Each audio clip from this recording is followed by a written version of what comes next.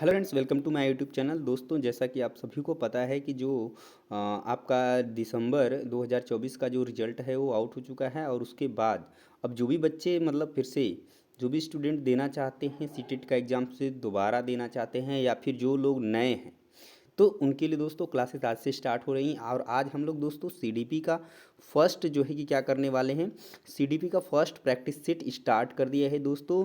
तो जल्दी से जो लोग भी अच्छे से तैयारी करना चाहते हैं, अपना सीटेट में अच्छा रिजल्ट लाना चाहते हैं जुलाई के लिए, तो अपनी तैयारी अभी से शुरू कर दें। तो चलिए सेशन दोस्तों देर न करते हुए आज का ये सेशन स्टार्ट करते हैं। जो लोग भी चैनल पर पहली बार आए होंगे, चैनल को सब्सक्राइब कर लेंगे, वीडियोज़ को लाइक कर देंगे। ठीक है, तो चलिए शुरू करते हैं। फर्स्ट क्वेश्चन देखिए दोस्तों, सीडीपी आपका एक बहुत ही इंपॉर्टेंट रोल जो है प्ले करता है जैसा कि सीटेट एग्ज़ाम में। तो आपको बहुत ही अच्छे तरीके से इसको समझ लेना है। चलिए फर्स्ट क्वेश्चन करते हैं। फर्स्ट क्वेश्चन आपका दिया गया है कि एक रचनात्मक शिक्षार्थी वह है जो, रचनात्मक शिक्षार्थी की बात किया है कि रचनात्मक शिक्षार्थी कौन है। फर्स्ट ऑप्शन है आपका कि रेखा चित्र एवं चित्रकला में कुशल हो। यानी कि क्या एक रचनात्मक शिक्षार्थी जो है रेखा चित्र और चित्रकला में कुशल होगा तो क्या वह एक रचनात्मक शिक्षार्थी होगा? बिल्कुल नहीं। केवल रेखा चित्र और चित्रकला में कुशल होने से कोई रचनात्मक शिक्षार्थी नहीं होता है, तो ये आपका गलत हो जाएगा। दिया है कि अत्यधिक बुद्धिमान हो। क्या अत्यधिक बुद्धिमान होने से क्या कोई एक रचनात्मक शिक्षार्थी होगा? बिल्कुल नहीं। यह दिया है कि परीक्षा में हर बार जो है उच्च अंक प्राप्त करने के योग्य हो, यानी हर बार वो कक्षा में फर्स्ट आ जाए, अच्छा अंक लेके आए, तो क्या वह एक रचनात्मक शिक्षार्थी है? बिल्कुल नहीं। क्या होगा इस क्वेश्चन का राइट आंसर कि एक रचनात्मक शिक्षार्थी वह है जो तर्क समझने एवं समस्या हल करने में क्या हो, निपुण हो, चाहे वो किसी तरीके की हो। ठीक है, तो वो यहाँ पे जो इस क्वेश्चन का राइट आंसर बन जाएगा ऑप्शन नंबर एक जो है फोर्थ जो है आपका सही हो जाएगा। नेक्स्ट क्वेश्चन की तरफ मूव करेंगे। Question number second. Second question आपका है कि निम्न में से किसके कारण व्यक्तिगत रूप से शिक्षार्थी एक दूसरे से भिन्न होते हैं। यानी हर एक शिक्षार्थी एक दूसरे से क्या होते हैं, व्यक्तिगत रूप से भिन्न होते हैं। तो वो किसके कारण होते हैं, क्वेश्चन में ये आपका पूछा गया है। दिया है कि विकास एवं विकास के सिद्धांत में, विकास की दर में, विकास के क्रम में, विकास के सामान्य क्षमताओं में। देखिए दिया है व्यक्तिगत रूप से भिन्न होते हैं तो किसके कारण? क्या विकास एवं विकास के सिद्धांत में? बिल्कुल नहीं। जो विकास और विकास का सिद्धांत है वो सबके लिए क्या होगा, समान ही होगा। ठीक है, ये आपका गलत हो जाएगा। ये नहीं, ये कारण नहीं होगा। दिया है विकास की दर। हाँ, विकास की दर जो है आगे पीछे हो सकती है, ये सही है। विकास के क्रम में जो है कि आपका व्यक्तिगत रूप से भिन्न नहीं होते हैं, विकास क्रम से ही होगा। बस विकास की दर जो है आगे पीछे हो सकती है कि कोई बच्चे का विकास जल्दी हो सकता है, कोई थोड़ा सा लेट हो सकता है। वही दिया है विकास की सामान्य क्षमता में, तो ये भी नहीं है, ये भी आपका गलत हो जाएगा। तो आंसर जो बनेगा इस क्वेश्चन का ऑप्शन नंबर सेकंड बन जाएगा। ठीक है, नेक्स्ट क्वेश्चन देखते हैं। Question number third. थर्ड जो क्वेश्चन आपका पूछा गया है कि प्रत्येक शिक्षार्थी अपने आप में विशिष्ट होता है। बिल्कुल बात सही है कि सभी शिक्षार्थी अपने आप में विशिष्ट होते हैं, पर क्यों होते हैं ये वो क्वेश्चन में आपका पूछा गया है। फर्स्ट ऑप्शन है कि किसी भी दो शिक्षार्थियों की क्षमता, रुचि और प्रतिभा में समानता नहीं होती है। क्या ऐसा आप देखें कि कोई भी दो शिक्षार्थी हैं तो उसमें क्षमता, रुचि और प्रतिभा में समानता नहीं होती है? बिल्कुल हो सकती है। तो ये आपका गलत हो जाएगा, ये सही रीजन नहीं है। दूसरा पॉइंट है कि शिक्षार्थियों में समान गुण नहीं होते हैं और न ही वे समान लक्ष्य रखते हैं। तो ये पॉइंट भी आपका गलत हो जाएगा, क्योंकि शिक्षार्थियों में समान गुण हो सकते हैं और वे समान लक्ष्य को रखते भी हैं। तो ये आपका गलत हो जाएगा। वहीं दिया है कि सभी शिक्षार्थियों के लिए समान पाठ्यक्रम संभव नहीं है। तो बिल्कुल संभव है, तो ये भी आपका गलत हो जाएगा। तो एक ऑप्शन अब आपके पास बचता है कि विषम रूपी कक्षा में, यानी अलग अलग तरीके की कक्षा में अलग अलग लोग, अलग अलग प्रकार के स्टूडेंट्स जो है बैठे हैं, तो शिक्षार्थियों की क्षमताओं को विकसित करना संभव है। बिल्कुल है, और यही जो है विशिष्ट होता है। इसलिए इस क्वेश्चन का जो राइट आंसर बन जाएगा ऑप्शन नंबर 4 हो जाएगा। नेक्स्ट क्वेश्चन की तरफ मूव करेंगे। Question number 4। क्वेश्चन नंबर आपका 4 है कि एक सिद्धांत के रूप में रचनावाद क्या है? अनुकरण की भूमिका पर केंद्रित है। क्या अनुकरण करना सही है केवल? नहीं। तो ये अनुकरण की भूमिका पर केंद्रित नहीं है रचनावाद, गलत हो जाएगा। दूसरा पॉइंट है शिक्षार्थी का विषय के प्रति दृष्टिकोण निर्मित करने देता है रचनावाद। ऐसा है क्या? बिल्कुल नहीं। दिया है कि सूचनाओं का, एक मिनट इसको देखते हैं, ये थोड़ा सा आपका ठीक है। शिक्षार्थी का विषय के प्रति दृष्टिकोण निर्मित करने देता है, सूचनाओं को याद करने और पुनः स्मरण जांच करने पर बल देता है। तो ये देखिए, याद करना तो ऐसे भी गलत होता है, तो ये आपका गलत हो जाएगा। दिया है शिक्षक की प्रभावी भूमिका पर क्या करता है, जोर है। शिक्षक की प्रभावी भूमिका पर जोर है। तो देखिए, एक सिद्धांत के रूप में अगर हम रचनावाद की बात करते हैं तो ये आपका सही नहीं होगा। यहाँ पर जो होगा कि शिक्षार्थी का जो विषय के प्रति दृष्टिकोण है उसको क्या करता है, निर्मित करने देता है। तो यहाँ पे राइट आंसर बन जाएगा आपका option number second. Next question देखेंगे, क्वेश्चन नंबर 5। क्वेश्चन नंबर 5 में है कि मुख्य रूप से अवधारणाओं का विकास निम्नलिखित में से किसका हिस्सा है। दिया है भावनात्मक विकास का, बौद्धिक विकास का और शारीरिक विकास का, सामाजिक विकास का। तो मुख्य रूप से अवधारणा की बात की है कि अवधारणाओं का विकास निम्नलिखित में से किसका हिस्सा है। तो ये आपका किसका हिस्सा है अवधारणाओं का, तो ये आपका हो जाएगा सामाजिक विकास का हिस्सा है। तो राइट आंसर बन जाएगा आपका ऑप्शन नंबर 4। नेक्स्ट क्वेश्चन देखिए, क्वेश्चन नंबर 6। क्वेश्चन नंबर 6 है कि आनुवंशिकता को एक डैश सामाजिक संरचना माना गया है, प्राथमिक, गौड़, गत्यात्मक, स्थिर। तो देखिए, अगर हम आनुवंशिकता की बात करते हैं तो यह एक स्थिर सामाजिक संरचना इसको माना गया है। तो राइट आंसर बन जाएगा क्वेश्चन नंबर 6 का ऑप्शन नंबर 4। नेक्स्ट क्वेश्चन देखिए, क्वेश्चन नंबर 7 में है कि सबसे गहन व महत्वपूर्ण समाजीकरण घटित होता है एक व्यक्ति के संपूर्ण जीवन में, किशोरावस्था में, पूर्व बाल्यावस्था में या वयस्क अवस्था में। तो इस क्वेश्चन का राइट आंसर जो हो जाएगा वो आपका ऑप्शन नंबर सेकंड हो जाएगा कि जो सबसे गहन और महत्वपूर्ण समाजीकरण घटित होता है वो किशोरावस्था में होता है। और इसे हम क्या कहते हैं, ये सबसे संवेदनशील अवस्था भी होती है किशोरावस्था। याद रखेंगे इस चीज़ को, right answer option number second हो जाएगा। नेक्स्ट क्वेश्चन देखेंगे, क्वेश्चन नंबर 8। क्वेश्चन नंबर 8 है कि शिक्षार्थी जो पहले सीख चुके हैं उसकी पुनरावृत्ति और प्रत्यास्मरण में उनकी सहायता करना महत्वपूर्ण है, क्योंकि जो बच्चे पहले से जानते हैं उसका दोबारा से रिवीजन, ये प्रत्यास्मरण जो है करने में उनकी सहायता करना क्यों महत्वपूर्ण है, क्यों होता है। क्या किसी भी कक्षा अनुदेशन के लिए यह सुविधाजनक शुरुआत होती है? बिल्कुल नहीं। कि पूर्व प्राप्त ज्ञान से नई सूचनाओं को ग्रहण करने में मदद मिलती है? बिल्कुल मिलती है। कि जो चीज़ हम पहले से जानते हैं उसके द्वारा हम दूसरी चीज़ों को बहुत ही आसानी से समझ लेते हैं जब अगला स्टेप्स आता है। दिया किसी पाठ को दोहराने का यह प्रभावी तरीका है, तो ये ऑप्शन गलत हो जाएगा। ये भी आपका गलत हो जाएगा कि यह शिक्षार्थी की स्मृति को बढ़ाता है। ठीक है, तो ये ऑप्शन गलत होगा। ऑप्शन नंबर सेकंड बिल्कुल सही हो जाएगा इस क्वेश्चन के लिए। नेक्स्ट क्वेश्चन देखेंगे, क्वेश्चन नंबर 9 दिया गया है कि पियाजे के अनुसार विकास की जो प्रारंभिक अवस्था है यानी जन्म से 2 वर्ष तक, जिसको प्रारंभिक अवस्था बोला गया है, के दौरान जो है बच्चे सर्वोत्तम रूप से सीखते हैं किसके प्रयोग द्वारा? इंद्रियों के प्रयोग से, निष्क्रिय शब्दों की समझ द्वारा, अमूर्त तरीके से चिंतन द्वारा या भाषा के नवीन अर्जित प्रयोगों से।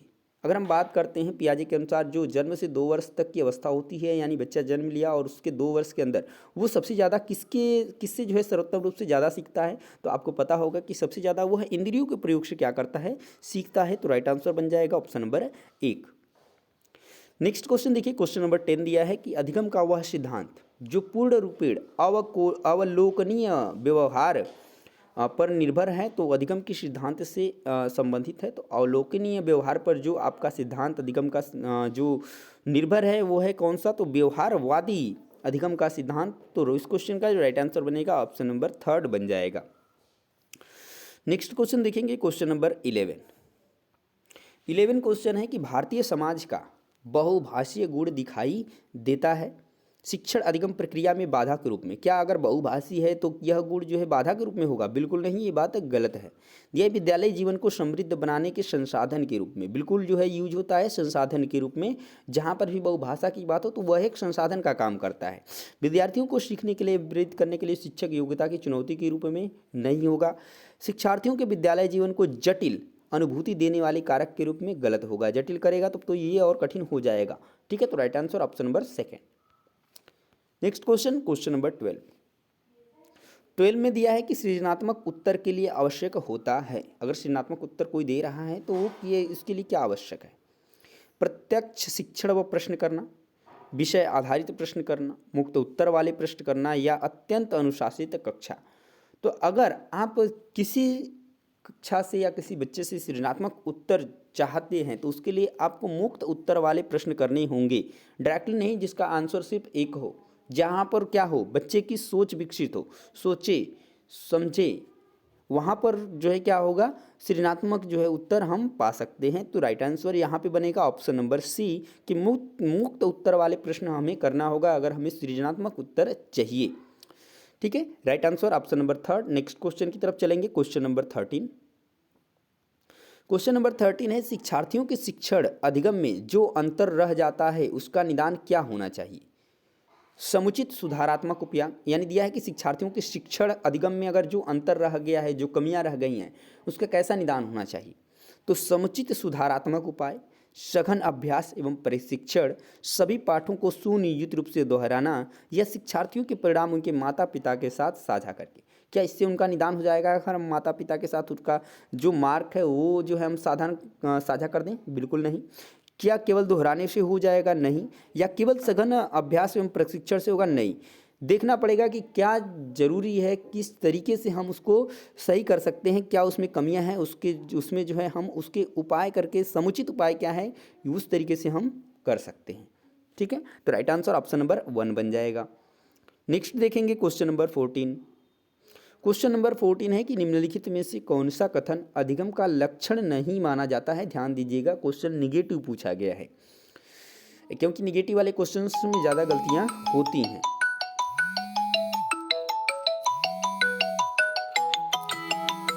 क्या है ये कि कौन सा अधिगम का लक्षण नहीं माना जा सकता। दिया है अधिगम एक ऐसी प्रक्रिया है जो व्यवहार में मध्यस्थता करती है, या अधिगम एक ऐसी प्रक्रिया है जो कुछ अनुभवों के परिणामों से घटित होती है, या व्यवहारों का अध्ययन अधिगम है, या सीख न पाना भी अधिगम का एक भाग है। तो कौन सा लक्षण नहीं है? तो अधिगम एक ऐसी प्रक्रिया है जो व्यवहार में मध्यस्थता करती है, बिल्कुल करती है। अधिगम एक ऐसी प्रक्रिया है जो अनुभवों के परिणामों से घटित होती है, बिल्कुल होती है। व्यवहारों का अध्ययन अधिगम है, ये आपका बात गलत बोला गया है, क्योंकि ये अधिगम का लक्षण नहीं है, क्योंकि पूछा ही गया है कि नहीं कौन सा है, तो यही ऑप्शन आपका बिल्कुल सही हो जाएगा। बाकी दिया है कि सीख न पाना भी एक अधिगम का भाग है, तो बिल्कुल भाग है, ये पॉइंट भी आपका सही होगा। तो यहाँ पर जो सही आंसर बनेगा ऑप्शन नंबर सी बन जाएगा, क्योंकि यही एक ऑप्शन गलत है उसके बारे में। नेक्स्ट क्वेश्चन पूछा गया है, क्वेश्चन नंबर 15 कि शिक्षार्थियों का आत्मनियंत्रण निम्न में से किससे संबंधित है। दिया है कि अपने अधिगम की स्वयं परीक्षण करने की क्षमता से आत्मनियंत्रण की बात की गई है। दिया है दूसरा ऑप्शन कि छात्रों के व्यवहार को नियमबद्ध करने से, छात्र निकायों के द्वारा तैयार नियमों व निर्देशों से, या स्व अनुशासन तथा नियंत्रण से। देखिए, अगर शिक्षार्थियों का आत्मनियंत्रण निम्न में से किससे संबंधित है, सिंपल सी बात है, वो क्या करते हैं, अपने अधिगम की स्वयं परीक्षण करने की क्षमता को क्या करते हैं, नियंत्रण करते हैं। तो यहाँ पे जो राइट आंसर बन जाएगा ऑप्शन नंबर 1 कि अपने अधिगम की स्वयं परीक्षण करने की क्षमता से संबंधित है। नेक्स्ट क्वेश्चन है क्वेश्चन नंबर 16 कि निम्नलिखित में से कौन सा तथ्य समझ के लिए शिक्षण को नहीं दर्शाता है। यहाँ पर देखिए ऑप्शंस, आपका जो क्वेश्चन पूछा गया है वो निगेटिव पूछा गया है, तो याद रखेंगे। अब देखिए दिया है कि छात्रों से किसी घटना या किसी सिद्धांत को अपने शब्दों में व्यक्त करने के लिए कहना, तो यहाँ तो समझ के लिए शिक्षण है, बिल्कुल सही है। छात्रों को विधि के क्रियान्वयन के तरीकों को उदाहरण सहित बतलाना, ये पॉइंट भी बिल्कुल सही है। समानता व अंतर को समझने में छात्रों की मदद करना और विश्लेषण करना, पॉइंट बिल्कुल सही है। वहीं दिया है एकाकी तथ्यों और प्रक्रियाओं को याद करने के लिए, याद करना एक नेगेटिव पॉइंट होता है, ये चीज़ याद रखेंगे हमेशा। तो ये ऑप्शन आपका गलत हो जाएगा, क्योंकि पूछा है कि कौन सा नहीं दर्शाता है, यानी कौन सा गलत है। तो ऑप्शन नंबर 4 इस क्वेश्चन का राइट आंसर हो जाएगा। नेक्स्ट क्वेश्चन देखेंगे, क्वेश्चन नंबर 17 दिया गया है कि अधिगम के संबंध में निम्न में से कौन सा कथन सत्य है। सही पूछा गया है, बिल्कुल। दिया है कि बच्चों के द्वारा की गई गलतियां यह बतलाती हैं कि अधिगम प्रक्रिया पूरी नहीं हुई है, या अधिगम एक ऐसे वातावरण में प्रभावी होता है जहां शिक्षार्थी सकारात्मक और भावनात्मक रूप से संतुष्ट होते हैं। तो देखिए ये ऑप्शन बिल्कुल सही है, ऑप्शन नंबर जो सेकंड है, एकदम इससे अच्छा ऑप्शन आपको नहीं मिल सकता है इन चारों ऑप्शंस में से, कि अधिगम एक ऐसे वातावरण में प्रभावित होता है जहां शिक्षार्थी सकारात्मक व भावनात्मक रूप से क्या होते हैं, संतुष्ट होते हैं। यह हालांकि ये आंसर सही हो जाएगा, बाकी ये ऑप्शन आपका इस क्वेश्चन के लिए गलत है। और नेक्स्ट ऑप्शन है आपका कि अधिगम की किसी भी अवस्था पर सीखना भावनात्मक कारकों से प्रभावित नहीं होता है, तो गलत है, प्रभावित होता है। अधिगम मूल रूप से मानसिक क्रिया है, तो ऐसा नहीं है, बिल्कुल ये गलत है, एक सामाजिक क्रिया भी है, तो याद रखेंगे इस चीज़ को। तो ऑप्शन नंबर जो सेकंड है इस क्वेश्चन का राइट आंसर हो जाएगा। नेक्स्ट क्वेश्चन देखेंगे, क्वेश्चन नंबर 18। क्वेश्चन नंबर 18 है कि मानव विकास विशेष सिद्धांतों पर आधारित होता है। निम्नलिखित में से कौन सा सिद्धांत मानव विकास का सिद्धांत नहीं है? ध्यान दीजिएगा, मानव विकास विशेष सिद्धांतों पर आधारित होता है, बिल्कुल बात सही है। तो दिया है कि इनमें से कौन सा सिद्धांत मानव का सिद्धांत नहीं है? निरंतरता का सिद्धांत बिल्कुल है, अनुक्रमिता क्रमिकता का सिद्धांत बिल्कुल है, सामान्य से विशिष्ट का सिद्धांत बिल्कुल है, पर प्रतिवर्ती सिद्धांत नहीं है। यानी हम जब भी किसी विकास में आगे की तरफ बढ़ जाते हैं तो हम फिर वापस लौट नहीं सकते हैं। यानी एक बच्चा जब क्या बन गया, एक बड़ा जो है वयस्क आदमी बन गया, तो वो फिर से दोबारा बच्चा नहीं बन सकता है। तो ये इसके सिद्धांत में नहीं है। तो राइट आंसर बन जाएगा आपका ऑप्शन नंबर 4। नेक्स्ट क्वेश्चन है क्वेश्चन नंबर 19 कि मूल्यांकन का उद्देश्य क्या है? दिया कि शिक्षार्थियों को गलतियों को बताना, क्या यह उद्देश्य है? बिल्कुल नहीं। शिक्षार्थियों की उपलब्धियों को मापना, बिल्कुल नहीं। या किसी छात्र को अगली कक्षा में पदोन्नत करने का निर्णय लेना, इसलिए जो है मूल्यांकन जरूरी है? नहीं। ये जरूरी किस लिए है कि अधिगम में जो होने वाली त्रुटियां हैं उनका निदान और उपचार करने के लिए। तो राइट आंसर बनेगा आपका ऑप्शन नंबर 4, यही मूल्यांकन का मुख्य उद्देश्य है। नेक्स्ट क्वेश्चन देखेंगे, क्वेश्चन नंबर 20। क्वेश्चन नंबर 20 है कि निःशक्त बच्चों के लिए समेकित शिक्षा की केंद्रीय सरकार, निःशक्त बच्चों के लिए समेकित शिक्षा के केंद्रीय सरकार द्वारा प्रायोजित योजना का उद्देश्य है डैश में छात्रों को शैक्षिक अवसर उपलब्ध कराना। यहाँ पर यानी कि पूछा गया है समावेशी शिक्षा के बारे में, जिसमें होता है सबका साथ सबका विकास। यानी बच्चा किसी स्तर से आया हो, किसी जाति का हो, किसी धर्म का हो, गरीब हो, अमीर हो, उससे नहीं मतलब है। तो यहाँ पर दिया है निःशक्त बच्चों के लिए, ठीक है। तो यहाँ पर जो समेकित शिक्षा यानी समावेशी शिक्षा की बात की, यही है कि केंद्रीय सरकार द्वारा जो प्रायोजित योजना है उसका उद्देश्य है क्या कि नियमित विद्यालय में छात्रों को शैक्षिक अवसर उपलब्ध कराना चाहिए, विशेष विद्यालय में, मुक्त विद्यालय में, या ब्लाइंड रिलीफ एसोसिएशन विद्यालय में, किसमें?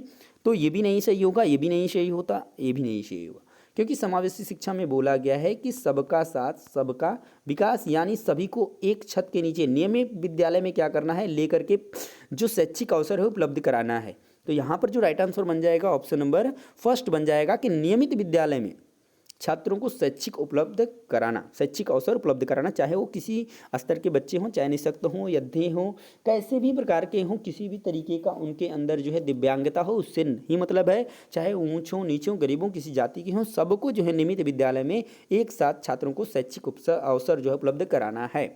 तो ये जो है कि आपका राइट आंसर ऑप्शन नंबर 1 हो जाएगा। तो दोस्तों आज के सेशन में हम लोगों ने महत्वपूर्ण सीडीपी के 20 क्वेश्चंस जो है कवर किए हैं, और इस तरीके से आपका डेली जो है प्रैक्टिस सेट मिलने वाला है, जिसमें हम लोग डेली 20 क्वेश्चंस करने वाले हैं।